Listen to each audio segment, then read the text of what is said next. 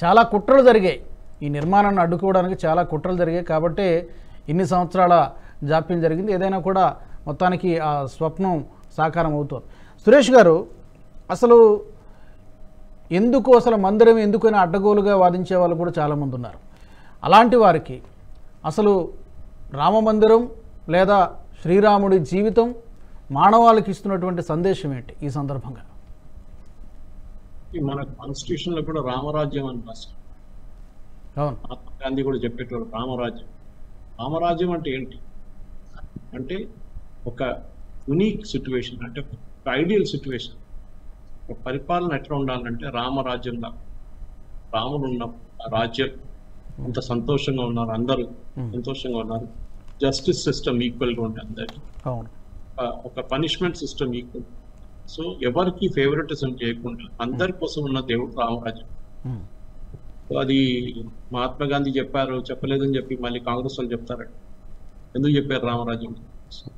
Constitution లో రాముడి photo ఒక డిస్క్రిప్షన్ ఉంది కదా, విజువల్ డిస్క్రిప్షన్ ఉంది ఒరిజినల్ కాన్స్టిట్యూషన్.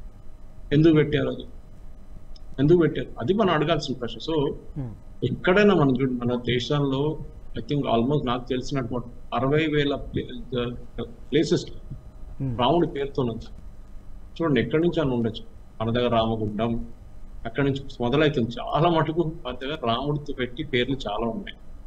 సో అట్లాంటి పరిస్థితులు ఎందుకు పెట్టారు అది చాలా క్లియర్. అంటే రాముడు అనేది ఆమ్ని ప్రెసెంట్, ఒక ఐకాన్. ఫ్యామిలీ ఎట్లా ఉండాలి, భర్త ఎట్లా ఉండాలి, భార్య ఎట్లా ఉండాలి, ఫ్యామిలీ ఎట్లా ఉండాలి చెప్పేసి చాలా క్లియర్ గా చెప్పి, తమ్ముళ్ళు ఎట్లా ఉన్నారు, అన్నలు ఎట్లా ఉన్నారు అని చెప్పి చాలా క్లియర్ గా మెన్షన్ చేసిన ఎపిక్ రామాయణం. దాన్ని బట్టి ఎట్లా పరిపాలించాలి, రాజు ఎట్లా ఉండాలి అని చెప్పి చాలా క్లారిటీతో మాట్లాడుతున్నప్పుడు రామరాజ్యం వచ్చింది. కానీ కాంగ్రెస్ వాళ్ళకి ప్రాబ్లం ఏంటంటే కేరళలో జరిగిన ఇండియన్ యూనియన్ ముస్లిం లీగ్ క్లియర్ గా వార్నింగ్ ఇచ్చారు. మీరు గిట్ట ఈ రామరాజ్యం, ఈ రాముడు రామ మందిరానికి ఇనాగ్రేషన్కి వెళ్తే, ప్రాణ ప్రతిష్టకి వెళ్తే కాంగ్రెస్ కి ఓట్లు రావు కేరళలో అని చెప్పారు. 19-20 సీట్లు వచ్చిన లోక్సభ స్టేట్ కేరళ, దాంట్లో రాహుల్ గాంధీ గారి సీటు కూడా అంతే. ఆయన వీళ్ళందరూ అక్కడ వెళ్తే ఆయన సీటు పోతుంది. అది కాంగ్రెస్ కున్న భయం. ఇక్కడ వాళ్ళకి వచ్చిన 50 సీట్లు, 19 సీట్లు కేరళ నుంచి వస్తే మిగతా మొత్తం దేశం నుంచి వచ్చింది 36 సీట్లు. ఈసారి కూడా బహుశా అంతే రావు, దానికన్నా ఎక్కువ రాదు, ఒక 5-10 సీట్లు అక్కడ. కానీ కేరళలో పోతే సిపిఎంకి వెళ్తారు. సిపిఎం అంటే వెళ్ళట్లేదు, వాళ్ళు ఆల్రెడీ క్లియర్ గా చెప్పేసారు. సీతారాం యెచూరి అనే పేర్లలో సీత ఉంది, సీత ఉన్నారు, రాముడు ఉన్నాడు. కానీ ఆయన సీతారాం యెచూరిని అసలు ఆయన పేరు కూడా ఆయన ఇంపార్టెన్స్ ఇవ్వట్లేదు దానికి. సో చాలా మటుకు మనం చూసుకోవాల్సింది రాముడు ఏం చెప్పారు. రాముడు ప్రిన్సిపల్స్ ఆఫ్ న్యాచురల్ జస్టిస్ మీద మాట ఆయన ఆ టైంలో. కానీ అది మనం ఇప్పుడు పట్టించుకుంటున్నావా లేదు. రామరాజ్యం అంటే ఏంటి, ఇలాంటి కాన్సెప్ట్ మనం తీసుకొచ్చినాం. మోదీ గారు ఒక ఐడియల్ సిచ్యువేషన్ గురించి మాట్లాడుతున్నారు, రామరాజ్యం గురించి మోదీ గారు ఆయన ఉపవాసం చేసి రామ జన్మభూమికి వెళ్తున్నారు. అవును, 11 రోజులు దీక్షలో ఉన్నారు. అంటే అన్ని ప్రిపరేషన్ తో సహా వెళ్తున్నారు. మనం చూస్తుంటాం వీళ్ళది రంజాన్ వచ్చినప్పుడు ఇఫ్తార్ పార్టీలు పెట్టుకుంటారు. అప్పుడు ఇదే కాంగ్రెస్ లీడర్స్ దానికి వెళ్తారు.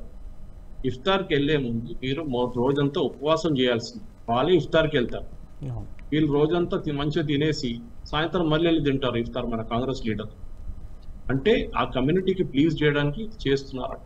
ఆ కమ్యూనిటీని వాళ్ళ ఓట్ల కోసం ఇది ఇట్లా వాడుకుంటున్నారు కాంగ్రెస్ వాళ్ళు. అది ఇక్కడ ప్రజలు నేర్చుకుంటే మంచిది.